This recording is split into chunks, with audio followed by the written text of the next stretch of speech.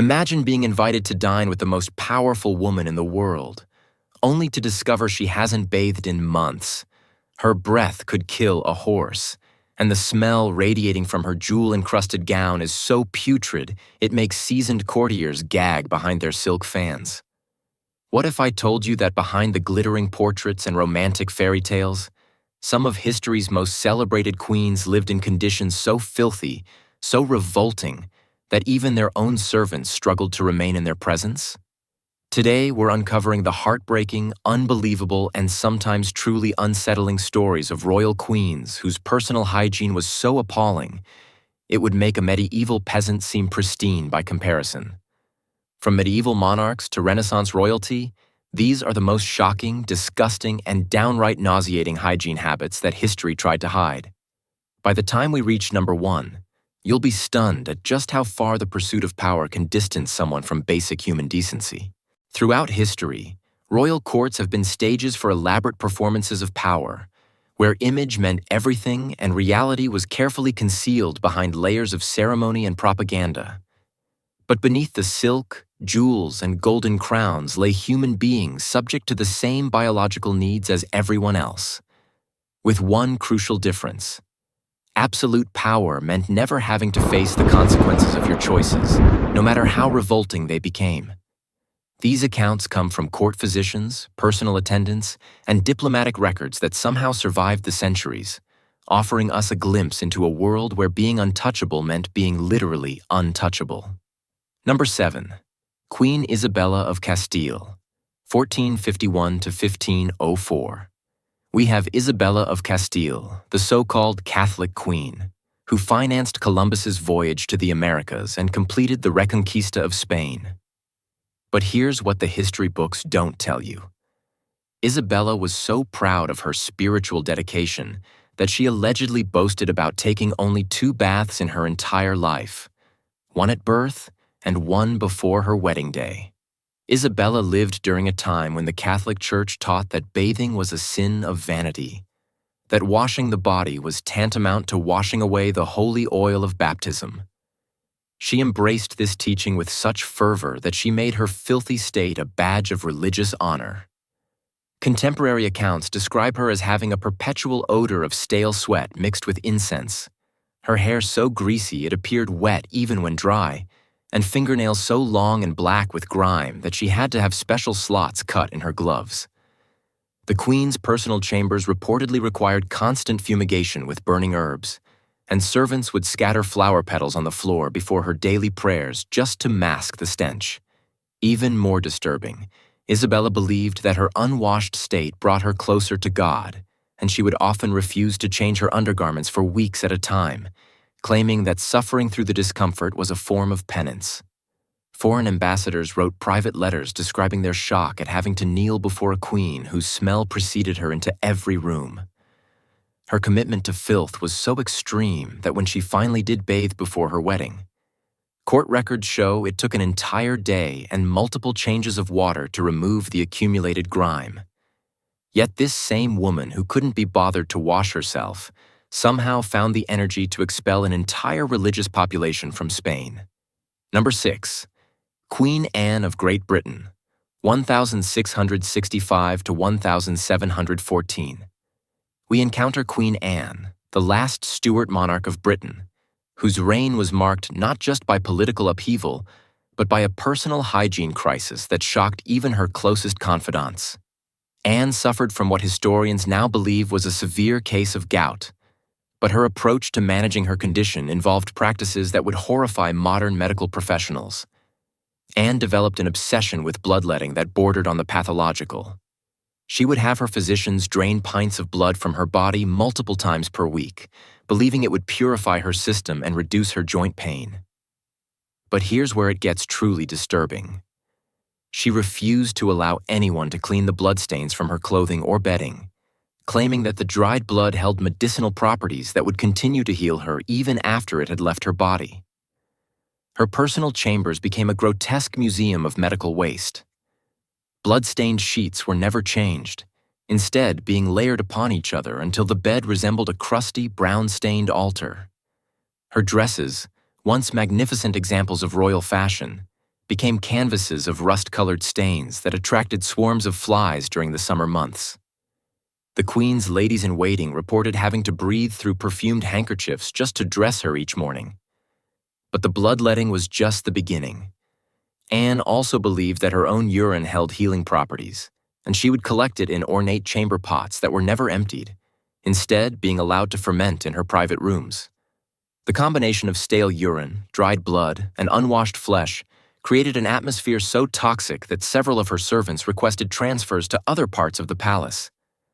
When she finally died in 1714, it reportedly took days to air out her chambers before they could be properly cleaned. Number 5. Empress Catherine the Great of Russia, 1729 to 1796, the German princess who became one of Russia's most powerful rulers. While history remembers her for expanding the Russian Empire and her legendary romantic appetites, what's less well known is her bizarre relationship with personal cleanliness that would make even the most liberal-minded person recoil in disgust. Catherine developed what can only be described as an obsession with her own bodily functions. She kept detailed daily logs not just of her political activities, but of every bowel movement, every discharge, and every bodily fluid she produced. These logs, discovered in the state archives, reveal a woman so fascinated by her own waste that she would often delay important state meetings to document the color, consistency, and quantity of her excretions. But documenting wasn't enough for Catherine. She began incorporating her waste into what she called natural beauty treatments. The Empress would have her servants collect her urine in crystal bottles, which she would then use to rinse her hair, believing it gave her locks a healthy shine. She also had her own feces mixed with honey and rosewater to create face masks, which she would wear during private audiences with her lovers. The most disturbing aspect of Catherine's hygiene habits was her belief that sharing bodily fluids was the ultimate expression of intimacy. She would insist that her romantic partners drink her bath water, and she would often urinate on them as part of her sexual routine. Her private letters, written in code, contain detailed descriptions of these practices, including her frustration when partners refused to participate in what she called natural communion. Foreign diplomats reported that meeting with Catherine required careful timing. You had to catch her between her natural treatments and her documentation sessions, or risk encountering her in states of undress that no amount of diplomatic training could prepare you for. Her palace staff included a special position called the scent master, whose only job was to follow behind the Empress with burning incense to mask her odor. Number 4. Queen Maria Theresa of Austria, 1717 to 1780. We discover the horrifying truth about Maria Theresa, the powerful Habsburg ruler who controlled much of Central Europe for 40 years.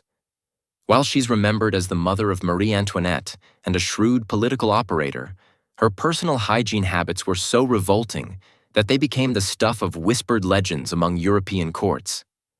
Maria Theresa suffered from what modern doctors would recognize as severe dental disease, but her approach to oral hygiene was so backwards and disgusting that it actually made her condition exponentially worse.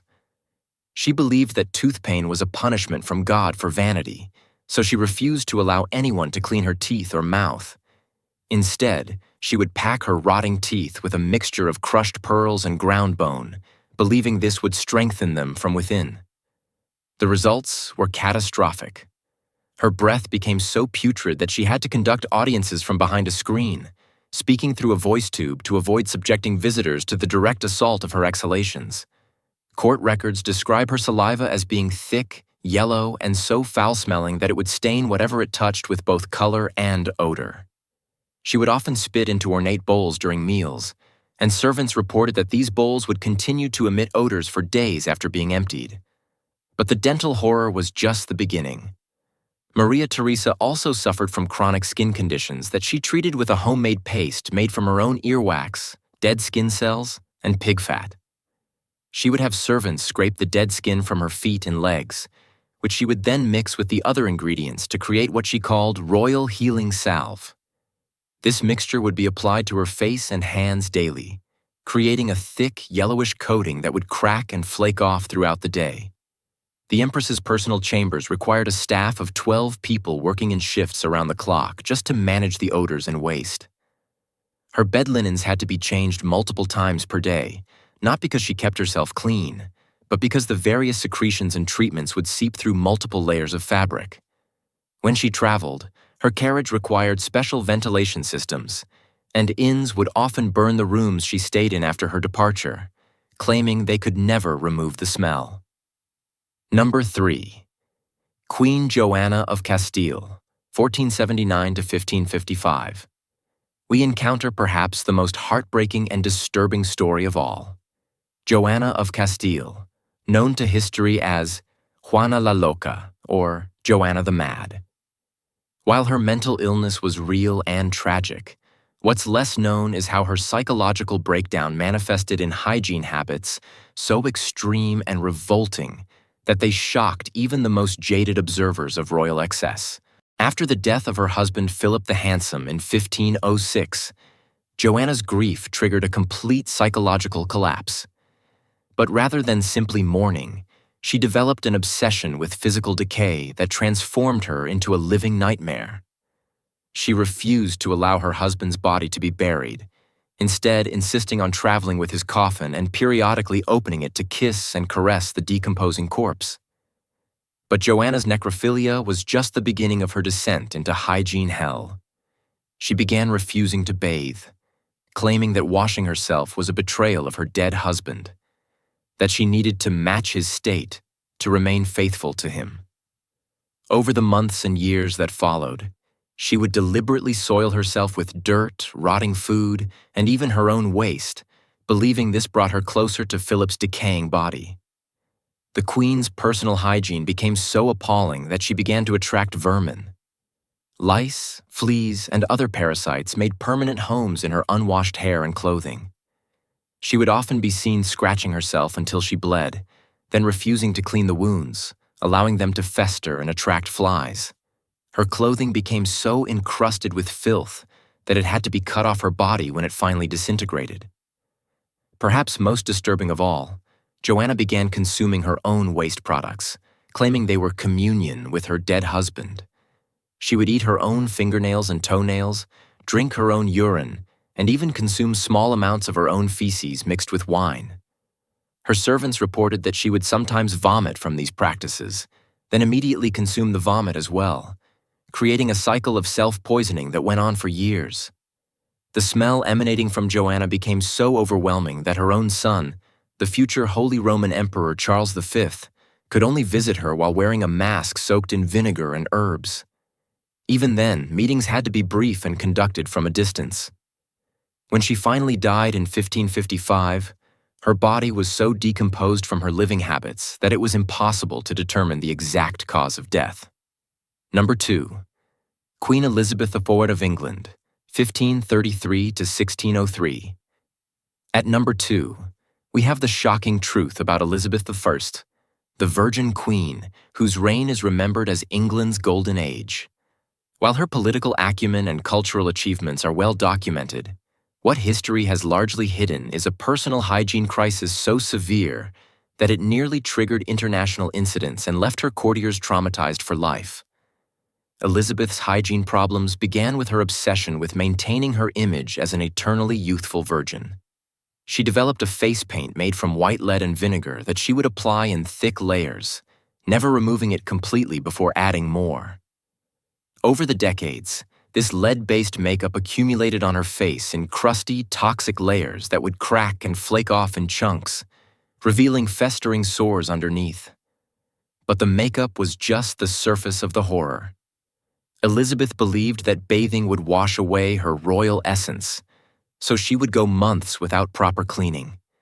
Instead, she would have servants rub her down with cloths soaked in rosewater and vinegar, but this only created a sticky, perfumed film over the accumulated grime. Foreign ambassadors reported that the smell of rotting flesh mixed with rose perfume would announce the Queen's arrival long before she entered a room. The situation with her teeth was equally revolting. Elizabeth had developed severe dental decay, possibly from consuming large quantities of sugar, a luxury item that was rotting her teeth from within. Rather than seeking proper dental care, she would stuff her mouth with cloth to hide the gaps where teeth had fallen out, and she would suck on pieces of cloth soaked in honey and herbs to mask the smell of decay. This created a constant drooling problem, and her saliva became thick, dark, and foul-smelling. Perhaps most disturbing of all were Elizabeth's private moments with her courtiers. She would often insist that her closest advisors witness her in states of undress, not for romantic reasons, but because she had become so accustomed to being attended to that she had lost all sense of personal boundaries. These advisors reported seeing her body covered in sores, rashes, and patches of missing hair where the lead makeup had poisoned her scalp. The Queen's personal chambers required a team of servants working around the clock to manage the odors and waste. Her bed linens were changed multiple times per day, and her clothing had to be specially designed with multiple layers that could be removed and replaced as they became soiled. When she died in 1603, her body was so toxic from decades of lead poisoning and accumulated filth that her coffin had to be sealed immediately to prevent the spread of disease. Number 1. Queen Marie Antoinette of France, 1755 to 1793. The most shocking and disgusting hygiene story of all. Marie Antoinette, the Austrian princess who became the last queen of France before the Revolution. While she's remembered for her supposed quote about cake and her execution during the French Revolution, what's been carefully hidden from history is a personal hygiene crisis so extreme, so revolting, that it actually contributed to the revolutionary fervor that led to her downfall. Marie Antoinette's hygiene problems began with her obsession with appearing perfect in public while completely abandoning any pretense of cleanliness in private. She would spend hours each day having her hair styled into elaborate constructions that were never taken down, instead being built upon day after day until they became towering monuments to decay. These hair sculptures, some reaching 3 feet in height, would remain in place for months at a time, slowly rotting from the inside out. The smell from Marie Antoinette's hair became so overwhelming that she had to have special fans installed in every room she frequented, operated by servants whose only job was to keep air circulating around her head. But the hair was just the beginning. Inside these elaborate constructions, the Queen would hide small objects, jewelry, love letters, even small dead animals as a form of sick humor. As these items decomposed, they would attract insects and rodents that would make permanent homes in her hair. But perhaps most disgusting of all was Marie Antoinette's relationship with her own bodily waste. She developed what can only be described as a fetish for her own excrement, believing that her royal blood made even her waste products precious. She would have servants collect her feces in ornate containers, which she would then use as gifts for her closest friends, telling them that owning part of her body was the ultimate expression of favor. The Queen's personal hygiene became so appalling that she began to attract vermin that would follow her throughout the palace. Rats, drawn by the smell of decay from her hair and clothing, would often be seen scurrying around her feet during public appearances. Her own courtiers reported that attending audiences with the Queen required careful preparation. They would fast for hours beforehand to avoid vomiting in her presence, and they would burn their own clothing after extended exposure to her odors. What makes Marie Antoinette's story even more disturbing is that her hygiene crisis became a symbol of royal excess and disconnect from reality. Common people, struggling to afford basic necessities, were outraged not just by her extravagant spending, but by the fact that she had chosen to live in such revolting conditions while they struggled to maintain basic cleanliness. Revolutionary pamphlets would describe her as the stinking queen, and her execution was seen not just as political justice, but as a cleansing of the moral filth she represented.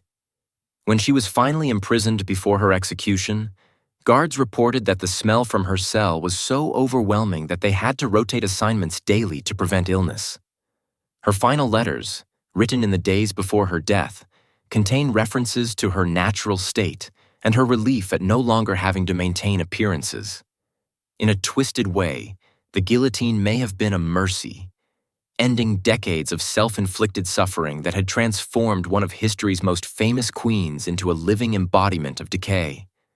From the blood-soaked chambers of Queen Anne to the rotting hair towers of Marie Antoinette, from the corpse-kissing madness of Joanna to the lead-poisoned decay of Elizabeth, these stories reveal a disturbing truth about absolute power.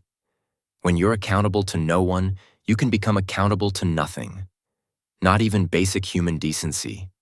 These queens, elevated above the natural order by birthright and ceremony, somehow fell below it in the most fundamental ways imaginable.